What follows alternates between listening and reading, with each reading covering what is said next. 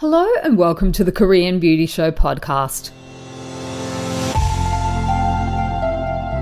I'm your host, Lauren Lee, K-beauty expert, founder of Style Story, where you can shop, learn and explore the world of Korean skincare, and the founder of Korean beauty brand Jellyco. So welcome back to another deep dive episode. This is the episodes where we generally tend to go into, a particular area of the industry in a little bit more detail. So rather than just cover off things at a surface level, which is what we tend to do in our news update specials, which is every second week, on these episodes, I like to try and go a little bit deeper and have a more in-depth discussion rather than just touching on a whole bunch of different stuff, which is also fun. But that's why I've decided to break up the episodes and do them on alternate weeks, because sometimes it's really fun to, see what's trending, what's in the headlines and whatnot. But I also think there are some topics that it's just too hard to cover them off in a 3 or 5 minute segment, and I kind of like to drill down in a little bit more detail. So today's topic is one of those, and that is need to know K-beauty ingredients circa now. So we're moving into 2024. Let's call it need to know K-beauty ingredients in 2024. Obviously, there are so many ingredients, and we have actually covered a lot of different ingredients and done lots of different ingredient-focused episodes over the course of the show. We've done skincare ingredients from Jeju Island. We've done ingredients that Koreans use instead of retinol. I did one on fermented skincare, on some of the top trending K-beauty ingredients. So today I want to go a little bit further than just your snail mucin, your hyaluronic acid, and your niacinamide. And that is not because I don't think those are good ingredients. They're great ingredients, but they're just done to death. And they're in everything. And I think if you are interested in skincare, you've probably heard so much about them at this point that you're just kind of like, okay, cool, but what else? I also did, in case you are a little bit interested in, diving a little bit deeper into ingredients, an episode on how to actually read an ingredients list, because this can be really, really confusing for people. I know before I really got into skincare 15 years ago, I probably wouldn't have paid too much attention to what was actually in the ingredients. It's kind of like the same thing with food. You'll see some people as you're cruising the aisles of the supermarket and they're like flipping over the packages and like checking the salt content, checking the sugar content and what's in it. And then other people are just willy-nilly throwing stuff into their trolley. I feel like skincare is kind of the same. Now, I think people that have just a general interest in skincare, there'll probably be a couple of call-out ingredients that they know a little bit about, maybe retinol, collagen, hyaluronic acid, niacinamide, those kind of ones. But K-beauty is famous for using a really wide variety of ingredients, and it's also famous for trends that pop up and disappear pretty much as quickly as they started. But I've been noticing a couple of ingredients that I just think are really mainstays at the moment in 2023, and I think that they will be mainstays going into 2024 as well. Now, these are not necessarily ingredients that you will have heard a lot about. Some of them, yes, and others probably not. But if you actually do flip your products over, I think you might be surprised to find that some of these are actually in your skincare ingredients and probably in some products that you really, really love as well. So next time you're looking at your ingredients list, you might, if we go through it today in a little bit more detail, what they actually do, their purpose, their function, some of the results that you might notice from using products that contain these ingredients, hopefully that will be, just useful for you going forward. Now, I've got a whole list of ingredients. I've got a whole bunch of products as well that contain all of these ingredients. So I've tried to simplify it for you and make it a little bit easier when you are going out and searching. So I will pop them all in this week's show notes. And I have spent hours on these, so please do me a favor and go and check them out. Go and actually take a look at them. If you scroll down in your podcast app, if you are listening on an app, you'll see a link to the show notes. I actually do this every week, but this week in particular, this has taken me ages to put all of these together. So hopefully some of you will find this a little bit useful. Now, without any further ado, let us jump into the ingredients. And the first one that I have on my list, just because I know how many of you are interested in it at the moment, is red wild ginseng. And it has gotten a little bit of airtime on the show recently just because people have been asking a lot of questions about this. Ginseng is one of those ingredients that gets bandied around a lot by brands, and a lot of brands really just cruise by on the reputation of this ingredient without having done the hard work. And this is why. So Panax ginseng, which is the Latin name for it, is a herb, and it belongs to the Araliaceae family and the genus Panax, and it has been used as a medicinal herb in traditional Asian Oriental skincare for literally centuries, probably thousands of years. I haven't gone back and sort of worked out when people discovered it, but certainly in Korea, since at least the Joseon dynasty, this ingredient has been very, very highly prized. Now, why is it highly prized? A couple of different reasons. One of them is because of how long it actually takes to get the ingredient, and the other is because of all of the different ways that then it is used and the impacts and effects that it has on the body. Now, in Korea, ginseng comes in a lot of different forms, and orally, so by the mouth, it is taken in a lot of different tonics, teas, and, soups and things like that. If you've ever had Korean chicken soup, there's a special type of chicken soup that involves like stuffing a whole chicken, putting it in broth. It's absolutely amazing. The Korean name is samgaetang, and that often has ginseng in it as well. But it won't be the same necessarily as the type of ginseng that you'll find in your beauty products. And this is because in general, it's typically harvested after 3 to 6 years of growth, and then it undergoes an extensive cleaning and air drying process. In the case of white ginseng, it's steamed, and in the case of red ginseng, it's actually processed at a different temperature and for longer. So there are 2 different treatment methods, and because of that, the roots then differ in their saponin contents. So there are differences in the biological activities of different types of ginsengs, and scientists and people that research this have said that this is likely the result of changes in the chemical constituents that occur during the steaming treatment. So red ginseng has more potent pharmacological activities compared to white ginseng. That is it at like a really, really basic level. So ginseng saponins are referred to as ginsenosides, and they are believed to play important roles in the pharmacological action of ginseng. So there are so many studies that are done, particularly in Korea by Korean researchers, into all different types of ginsengs, into fermented ginsengs, into, what happens if you use the components that are often discarded and put them into a new ingredient. What happens then? And they're tested on all types of different, animals. Animal testing for this kind of thing is still a thing. Animal studies is what they call it. In vitro testing, which is in a test tube, and then in vivo testing as well. So there are literally so many different, papers and things like that out there. But in general, and this is, speaking at a really general level and not in relation to any one particular product in particular, the purpose of red ginseng in a skincare formulation will be as an antioxidant. And studies have shown that in some cases it can inhibit melanin production, and it is also a natural anti-inflammatory.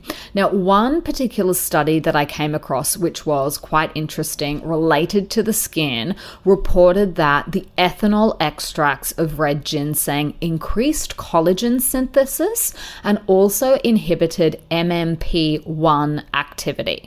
So MMP, what does that even stand for? So essentially what happens is the exposure to UV light induces the production of what is called matrix metalloproteinases, which is MMPs in the human skin, and they are responsible for the degradation of proteins like collagen and elastin, and also proteoglycans. So they are divided, these MMPs, into about 5 major subgroups according to their characteristics, structure, and localization, and MMP is the one that degrades type 1 collagen, which is the main type of collagen found in human skin. And if you are into all of this stuff, I will have all of the studies and whatnot linked in the show notes so that you can actually go away and take a look at this in more detail.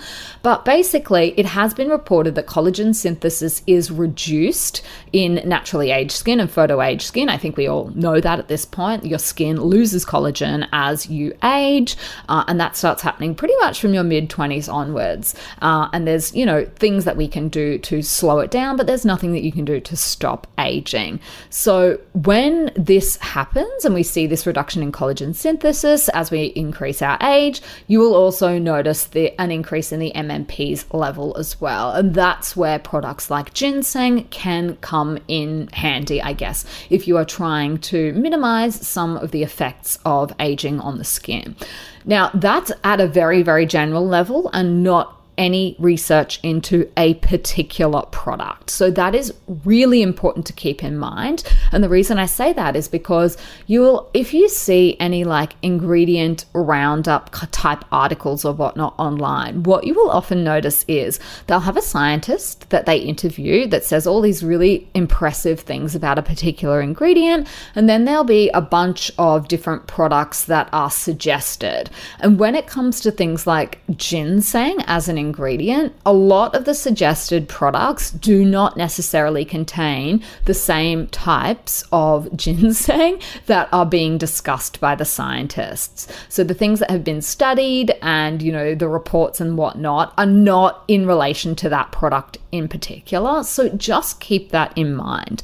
And I've said this before, and I think it bears repeating, and that is that when it does come to your things like red ginseng, price will be an indicator of quality. And why? Because as I mentioned, it typically takes years and years to grow these, and then they have to go through an extensive cleaning and air drying process. That takes time, that takes money. And so you're not going to see the same results from just a really, really cheap product that has been cultivated at, maybe 6 months in, as you will from something that's grown 6 years. It's the kind of similar to, alcohols, whiskeys and things like that. The really expensive ones tend to be aged a lot longer because that improves it. Think of ginseng like that. So if you're picking up like a $2 sheet mask or something that says that it has ginseng in it, I can almost guarantee that it does not have really expensive red wild ginseng in it. I'd be willing to take a bet that it doesn't. So just keep that in mind. A product that I can tell you for a fact that does contain red wild ginseng is the line Jin Yulhyang by The History of Who. So they have a revitalizing eye cream and a wild ginseng facial oil. Both of those products do contain this red ginseng in them, and they are very expensive. They are luxury beauty products, and that is just because, it is a lot more expensive to buy that kind of ginseng compared to other types of ginseng. So just be a little bit wary when you see brands throwing around the word ginseng, because there is a difference. And a lot of the studies that have been done, particularly in relation to anti-aging, will have been done in relation to this red ginseng and not just random any ginseng or white ginseng. There are differences in the saponin content because of it is suggested because of that process and what happens to the chemical constituents when they go through the different treatment processes. So that is probably the most complex and scientific of all of the analyses that I will do on today's episode. So if all of that was just like, I lost you, then don't stress. The rest of the explanations that I give are hopefully going to be a lot more easy to digest. But I just think for that one in particular, just because because of the pricing points of some of these products, it really does pay, literally and figuratively, to know why. What is the difference? Why are you maybe not getting the same product if you pay less? And that is why. A lot of other ingredients, it's not as critical, the difference between them, but that one in particular, I think it actually does. It is worth looking through the science in a little bit more detail just to explain the difference. So without any further ado, let us move on to the next ingredient, and that is betaine. So betaine is an amino acid. It is used as a humectant, which is one of the ingredients that draws in moisture to your skin, and it is used to control viscosity, which is like the thickness of a product, and also as an emollient for skin, and emollients help the skin to retain moisture. So what does it actually do in skincare products? It's going to help your skin stay hydrated, plump, and look more youthful, because as I bang on about all the time, hydrated skin looks more youthful because it just has that plumping effect on your skin that really helps to hide, signs of dehydration, aging, fine lines, and all of that kind of thing. So it's a gentle hydrator that helps your skin gain and maintain moisture. That is betaine in a nutshell. Now, the products that it is contained in, we've actually got betaine in our Jellicoe Cinnamon Toast Sugar Scrub Foam, just so that you've got that moisturizing component while you are cleansing the skin. A lot of people think that when it comes to cleansers, it doesn't really matter what's in them because it's not on your skin for very long. But cleansing is one of the steps of your skincare routine where you can actually have a really big impact on your skin if you get it wrong. Other ingredients, or rather other products that contain betaine include Solvasu's concentrated ginseng renewing serum. CosRx also has it in their advanced snail radiance jewel essence as well. So if you look at any of those products, you might think, oh, well, the main ingredient is snail or cinnamon or sugar or something like that. But when you are coming up with a formula and putting a product together, it's all of these supporting ingredients that also do actually have a role to play as well. So when you flip the product over and you see something like that, that is the purpose of betaine as a humectant, skin conditioning agent, or a viscosity agent. The next ingredient that I have on my list, I feel like this one does get probably a little bit of airtime, and that is Beta Glucan.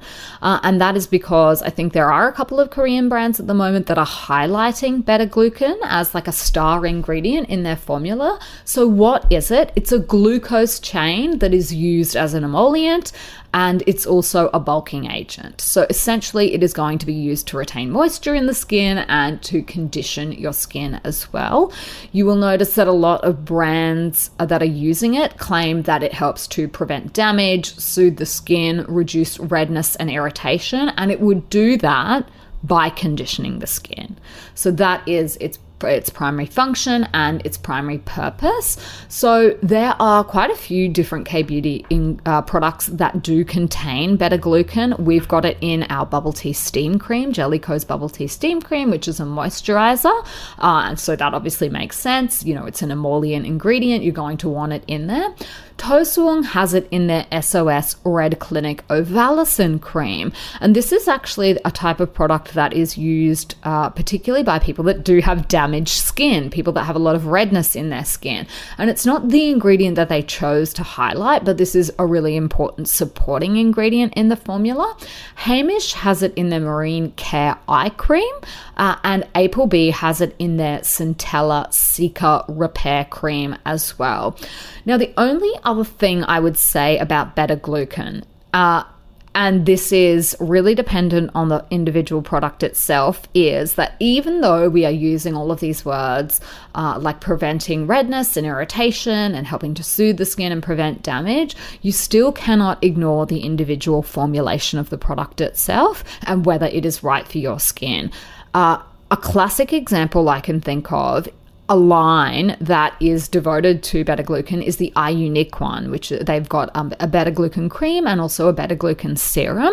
And I have the exact type of skin that would really benefit from an ingredient like this. But those two products both cause breakouts in me and actually irritate my skin. So the opposite of what the ingredient is supposed to do. And that comes down to formulation and compatibility with your individual skin. So even though you see these words, you still, if you have like skin that is prone to damage, irritation, and redness, I would urge you to just do the safe thing and actually patch test them. So my initial patch testing, and it has been many years since I've used those products, but my initial patch testing was fine. It was with more regular use that I noticed the irritation and that it was causing breakouts for my skin. So those particular products I no longer use in my skincare routine, but it just goes to show you that everyone's skin is different and everyone's skin will respond differently. So you still can't ignore the basics when it comes to these new ingredients. You still will need to just check compatibility with your individual skin. So that's just a little bit of a PSA, I guess. And this is for all of these ingredients. That's just a general skincare rule. I think whenever you're introducing something new, start slow, test it in isolation to other products, and then, isolate it to a part of your face where you can actually see if you are responding differently in that part of your face. Forehead is a really good one for me because that will usually throw up, whatever reaction I'm going to have. And then it's just contained to my forehead and I can deal with that, as a discrete piece of skin rather than having my entire face covered. And I really do have that kind of skin that responds to so many things really, really poorly. I'm not going to lie. That's one of the reasons I got interested in skincare in the first place, and particularly in ingredients. Obviously, as a person that imports products and manufactures products now, making skincare products, I've got a much, much deeper level of understanding about all the individual components in a skincare formula. But when I very first got interested in skincare, kind of in my teens, it was because I had to. I had bad skin. I had really bad skin all through my teens. I had terrible cystic acne.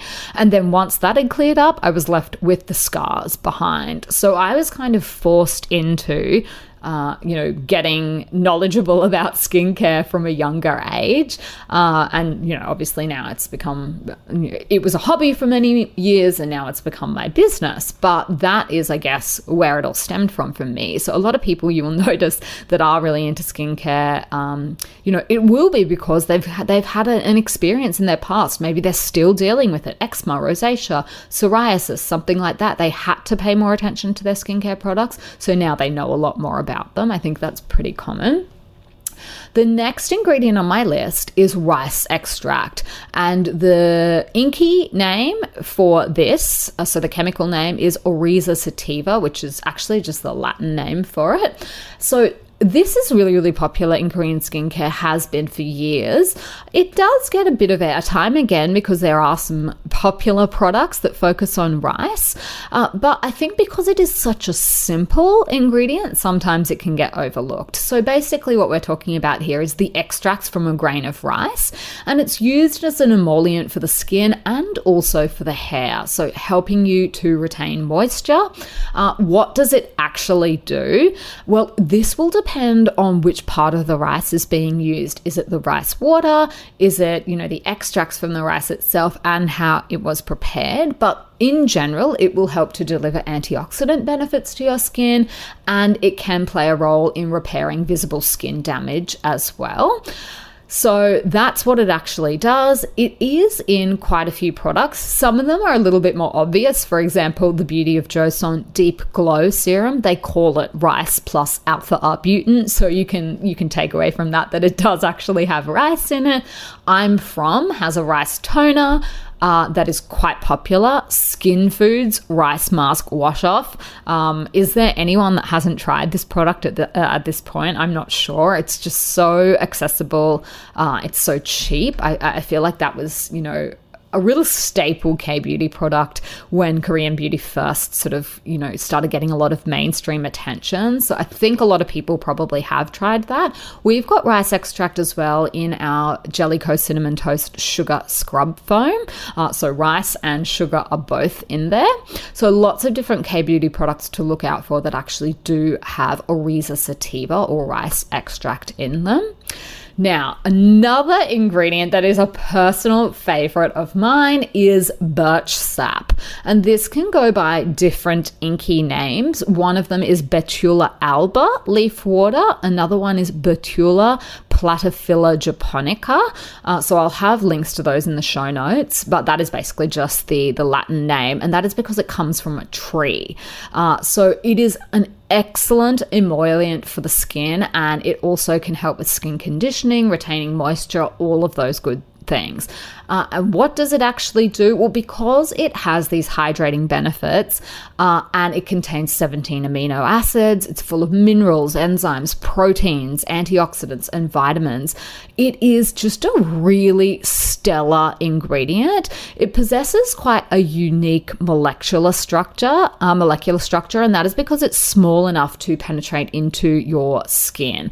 And that way it's better able to distribute all of the different nutrients that it contains to the skin, which can also help to improve your elasticity as well. So this is a real favorite of mine because I think it is such a great ingredient. So we actually use this one as the first ingredient in our dewy glaze toner. So we replaced just ordinary water with birch sap water, or as someone on Instagram said, replacing pleb water with birch sap. And that is just because this one, I just cannot speak highly enough about it. I think it is such a fantastic ingredient. So that is actually the first ingredient in our dewy glaze toner. There's a lot of other things in there. A lot of people focus on the hyaluronic acid because it has a few different types of hyaluronic acid in it. But actually, I think that the reason that it gets its unique texture and structure is really because of the birch sap, that being the first ingredient. There are other products and lines that contain birch sap.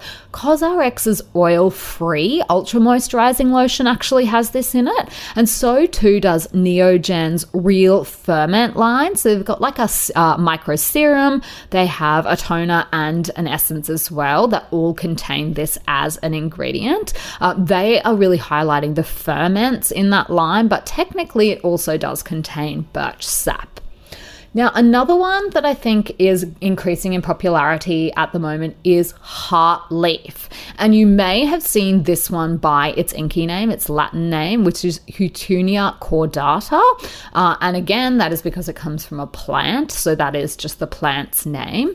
This is an antioxidant and an anti-inflammatory, and its purpose in a skincare formula will be for skin conditioning.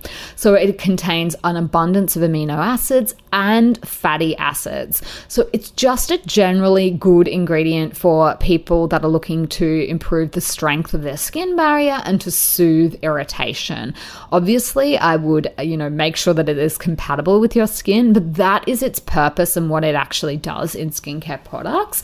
So a lot of the top trending products in Korea at the moment do actually have heart leaf in their formula. So Mixun has a heart leaf essence, a Bib has a heart leaf calming essence, Numbergin, their number 7 mild green soothing serum, that's got a bunch of different green ingredients in it, but one of them is heart leaf.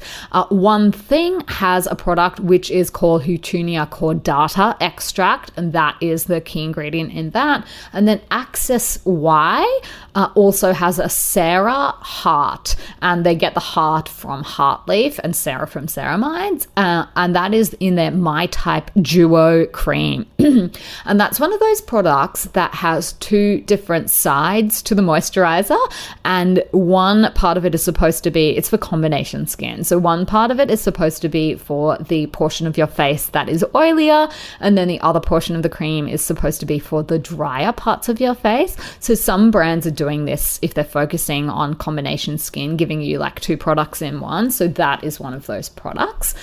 Very popular and trending at the moment, has been for a few years. I feel like this might be overtaking mugwort at the moment in Korea. I think I see a lot of heart leaf focused products. not to say that mugwort is on its way out, but I think heartleaf is really trending at the moment. Now, another one that does not get much airtime, but that I personally love is arginine. And this is an essential amino acid, a key building block of protein that is used as an emollient to retain moisture and as a pH adjuster, which is to control the pH of the product. So you will see this in a lot of different types of products. It's in hair products for hair conditioning. It's in oral care products as an oral care agent. It can be used just as a pH adjuster in some formulas and also for skin conditioning. Why I think it's so great is because it does deliver those antioxidant benefits and it can play a role in repairing skin damage as well. Obviously, as an emollient, it also does have some hydrating properties as well. So just a general all-around great ingredient that really you'll find it kind of hidden in the ingredients list. I don't see too many brands highlighting arginine as like the key ingredient, but it is in a lot of just really hydrating products. That's what you'll find it in. So because I love this one, you will notice that it is in our products. It's in Jellicoe's Bubble Tea Steam Cream and also in our Dewy Glaze Toner. It's also in CosRx's Hyaluronic Acid Intensive Cream, and that one is a good one for people that have more oily combination skin types. So you will find arginine. I guarantee if you flip your products over, you will see it in some products if you're looking for it. And another ingredient that I think is similar is allantoin. So allantoin is an organic compound used as a skin protectant and emollient.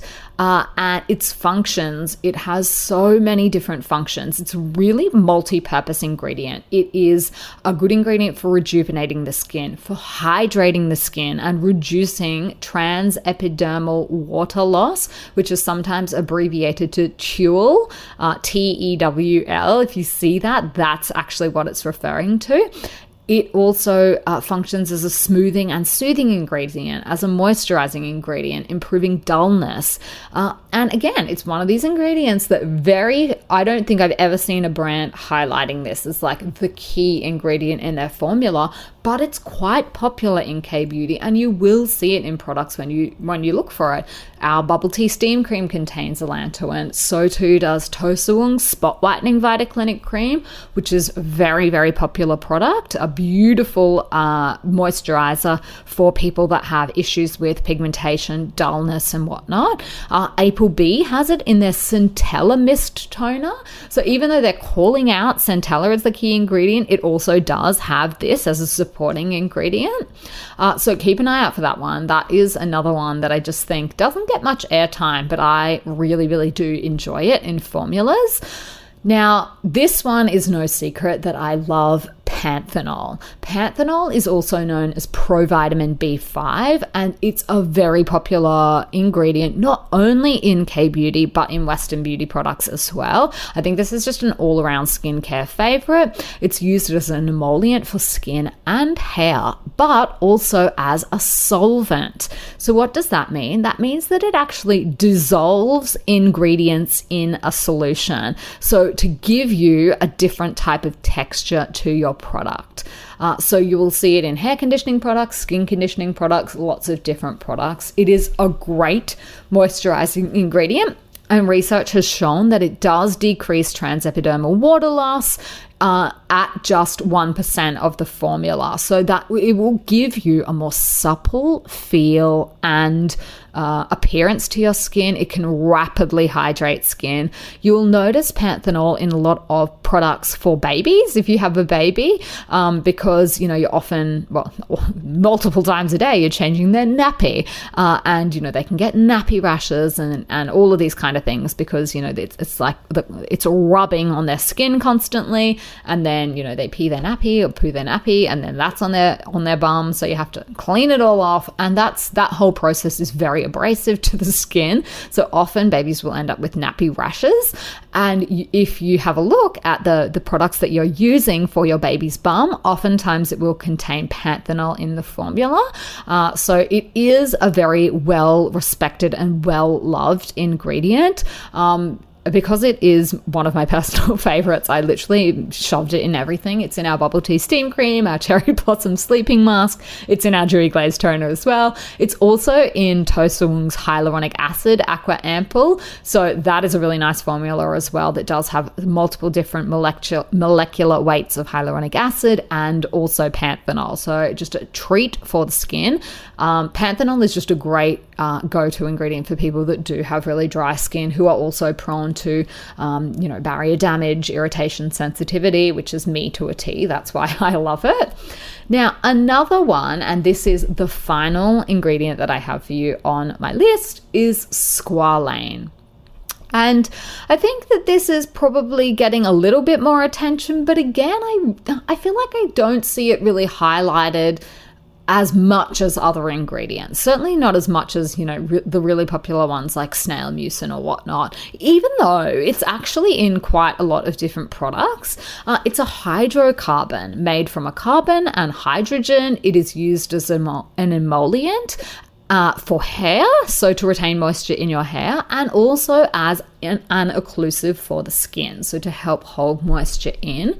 So what it does is it will actually act as a barrier to prevent moisture from leaving your skin. So it's in general a very safe way to boost hydration in your skin and hair. It's quite a well-tolerated ingredient, so you will, if you do have that kind of skin type, I think you will really enjoy it. What is it in? It's in our bubble tea steam cream. It's also in Applebee's retinol vitamin A cream, so to kind of counteract the effects of having a retinoid in there. Numbergen has it in their number 3 skin softening serum, and then Axis Y also has that in their dark spot correcting glow serum as well. So squalane is just a generally great all-rounder and very good for skin conditioning. So keep a lookout for that. And so I'll just quickly run through all of the ingredients that we have covered today. It wasn't a huge list, but we covered red wild ginseng. We took a look at betaine as well, beta glucan, rice extract, birch sap, heart leaf, arginine, allantoin, panthenol, and then squalane. So these are all ingredients, rather, not products, ingredients that you will notice in your skincare products now that you are, know a little bit more about them probably. And if you flip some of your products that you have in your bathroom over at the moment, I'm pretty sure you'll find at least one of these. They just don't get as much airtime, but there's no necessary reason for that. I think it's just, what ends up trending and taking off is just luck of the draw. Honestly, I really do think that. Like snail mucin is such a classic example of that. It's like it had a brief moment of being popular in Korea, and then like we were on to the next thing, and it just really took on a life of its own overseas. Like I just feel like snail mucin and K-beauty outside Korea are like synonymous with one another, but a lot of Koreans would be kind of like, that's weird. Like, why is that so popular? Like, there's so many other ingredients and there's so many other trending ingredients, but that is just a little bit of a difference between, the local market and then obviously what is sold overseas, what's exported overseas. But I hope that some of that was useful, new information, mildly entertaining, any of the above. If you have enjoyed today's episode, then I would love it if you could leave a rating and review for the show, and, share it with a friend, share it with someone else that loves skincare, share it in your Facebook groups that you're in, if you're in some skincare ones. That's a great way for people to find out about the show. So I am going to leave it here for this week, for today. I apologize that the episode was once again late, but work just keeps getting in the way. We've just got so much going on at the moment, and I am I have a trip. I have a business trip next week, at the end of next week. So I'm madly trying to get everything done here before I leave. I am heading to the Middle East for the big beauty expo over there. So lots to do over there, but I am just like in a mad rush to try and finish all my work, get everything done, pack everything up, get over to the expo. So yeah, I apologize, but it's just a busy time of year. So you will have to forgive me if the episodes are sometimes a little bit late. All right, I'll finish it up there. I will be back in your ears next week. And until then, I will see you on Style Story.